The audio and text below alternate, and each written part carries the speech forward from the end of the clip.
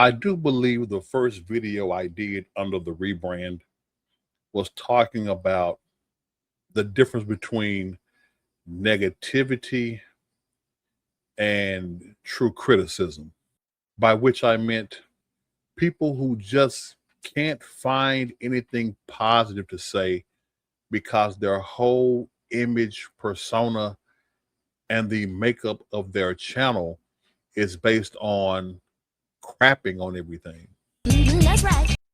And as my review yesterday was based on the Mario Brothers movie, we have another very famous YouTuber who also watched that movie.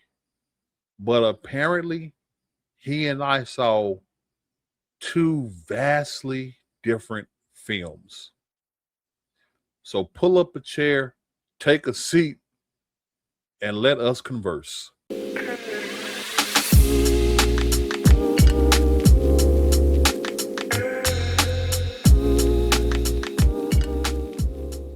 Welcome, one and all. I am your man, Tucker, the conversation starter. And without further ado, let's get right into it. Now, the YouTuber I'm referring to is someone that I listened to a lot when it came to his movie critiques, and that is The Critical Drinker. Didn't agree with every movie that he crapped on. I'll say it was about 50-50. One of the ones that I will definitely push against is the Star Trek trilogy by J.J. Abrams. He thinks Beyond is better than Into Darkness. You done lost your damn mind. And I think Beyond was just straight trash. But that's to give you a bit of a background. There have been other content creators, other YouTubers that have absolutely trashed Critical Drinker about his overly negative views on the majority of films. And his series about production hell has been phenomenal. All the movies that went through the production hell and the insight and the details he was able to obtain and share with the rest of us, great series. But this review about Super Mario Galaxy, it really had me paying closer attention to those who have criticized the drinker. Please, go on. I will do it like this. I'm going to play for you what he said and give you what my pushback is. You're a little kid with ADHD who just wants to see lots of bright colours and action and loud noises and a plot that literally never lets up for a single second, or a lifelong Nintendo superfan who's content to bask in the warm, comforting glow of nostalgia while munching member berries as they allow the film to carry them back into a simpler, happier, more innocent time in their life, then well, you can safely ignore everything I'm about to say in this review and just go see the film. Okay. Yeah. Yeah, that's exactly who the movie was made for. It was made to be all of that.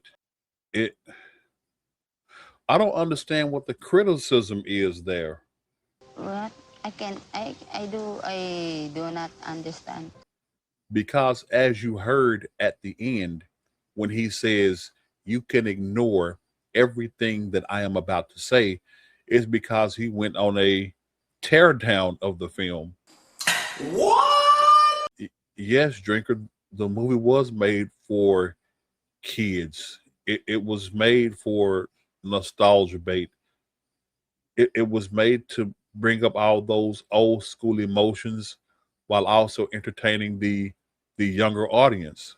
As I said in my review, this movie was based more for me because of all the callbacks and iconography and all those things that brought me back to the days when I first started playing Nintendo, as well as the newer stuff for my children and the younger generation that play all the newer stuff.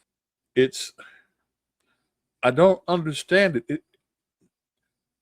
Y'all, Okay, I know you heard it, but did y'all understand it the way I did? Because I didn't at all. Yeah, it's a movie that constantly is moving, like the video game it's based on. Critical Drinker began to review this movie like it was supposed to be Gone with the Wind or On Golden Pond. Really? It's a video game movie.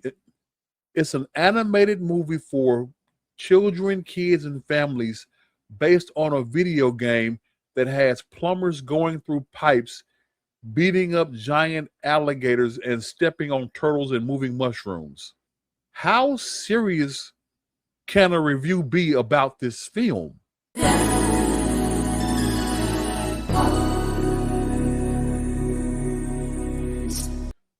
Am I missing something? So moving past that, here is where I definitely lost the respect. I won't say the respect. I lost trust in Critical Drinkers reviews. And once that trust is lost, it's a very difficult thing to get back with me. But I'll show you where he lost trust. Character arcs? Nah, not really. Nobody really learns anything about themselves or changes through the course of the film. They never have to make difficult choices that tell you more about them as people. They all just kind of get pulled from one set piece to another depending on the whims of the writers. Stop. You capping right there, bro. Yeah, that's cap. That is definitely cap. There were character arcs in this film. I want you to go watch his review in full, because I don't want you to take my clips as the final say. I want you to evaluate his criticisms in its full context and entirety, and let me know if I'm tripping. Let me know if I'm losing my mind. Let me know if I'm overreacting. But with that said, he said there were no character arcs. Now, in case you don't know what a character arc is, let us see that definition together. As you can see here, a character arc in film is the internal, emotional, or psychological transformation a character undergoes from the beginning to the end of a story. Influenced by plot events, this journey involves changing beliefs, overcoming flaws, or descending into tragedy, providing the narrative which is thematic, depth, and emotional core. Now, Critical Drinker says that you just heard him, that there was no character arc, that no one learned about themselves, that it was just moving from one set piece to the other. But right after he said that, and I mean seconds after he made that, he said this. Narrative focus is split between Peach, who's on a quest to rescue her sister and forms what I could best describe as the core of the film, and Bowser, who's caught between loyalty to his son and his friendship towards the Mario Brothers. I mean, it's not exactly deep and meaningful character work, but it's something, I guess. But didn't you hear him say there was no character arc? Yes, you did. Yes, you did. It seemed like he was fighting himself, like he had to find something negative to say about a kid's movie, a family film. To his credit, again, go watch his critique and his criticism on that film in its entirety.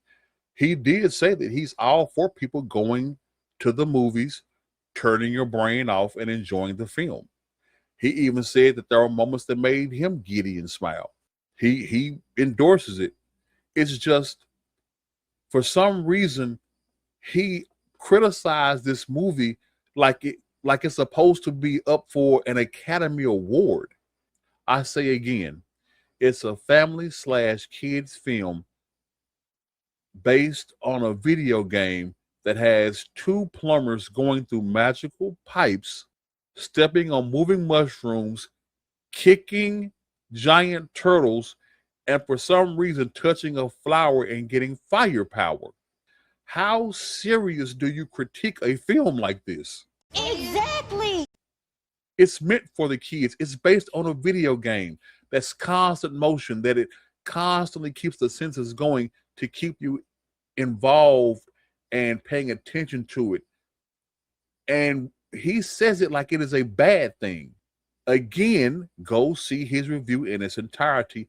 Let Tucker know if he is tripping. But when I saw that contrast like you did, where 1 second he said there is no character arc, and literally seconds later in the same review he says, well, here is the character arc. I just read to you what the character arc was. I'm trying not to do spoilers. I'll say this. I said it in my review. Bowser had the most meaningful character arc. Self-discovery. If you remember the first Mario Brothers movie, when Peach admits she doesn't know where she comes from, in this movie, she finds out. And again, Bowser had the greatest character arc. From where he ended in the previous movie is where he pretty much starts in this movie. You have to. Bowser goes the best character arc. Without spoiling it overtly, I can tell you this. Bowser is having to choose between, he's battling between the person he was and the person he becomes, and it's all centered around his child. Wow. Okay. How about that for character arc? So yeah, I just wanted to address that, man, and I just wanted to say that you have to be careful about people like that, and there are a lot of channels like that. They're simply provocateurs. In case you don't know what a provocateur is by its definition a person who thrives on negative things, drama, or the misfortune of others is frequently called a provocateur, instigator, blah, blah, blah. It would seem that Critical Drinker thrives on the negativity because how do you bash a kid's film? How do you treat an animated movie based on a video game like it's Shakespeare? Yeah, that's a good point. There's nothing to say once you put it in that context. If you are a serious film reviewer and all you review are the A-list dramas, the Steel Magnolias of the world, if that's all you do, then you shouldn't watch this. And that's it. You have a skewed view site when it comes to films, if that's all you watch. This movie was exactly what it's supposed to be. Fun and exciting for the kids and a ton of nostalgia for the older people. It really is that plain and simple. I just can't, with the way that Drinker did this, it's heartbreaking, but I honestly cannot trust his reviews anymore. And it just goes to show that on YouTube, hate pays. That's a sad commentary in and of itself. Well, thanks for sitting down and having a little chit chat with me. As always, I appreciate your time. And before you go, give me your 2 cents. Drop a comment. Tell me what your thoughts are. And like I said, go check out his channel and his review of this and tell me if I'm losing my mind. Okay? Now, if this talk was good to you, give me a thumbs up. If you really liked it and want to hear more, hit the subscribe button, press the notification bell. And every time that I want to run my mouth, you'll be right there to listen. So until next time, keep the conversation going, and I'll see you.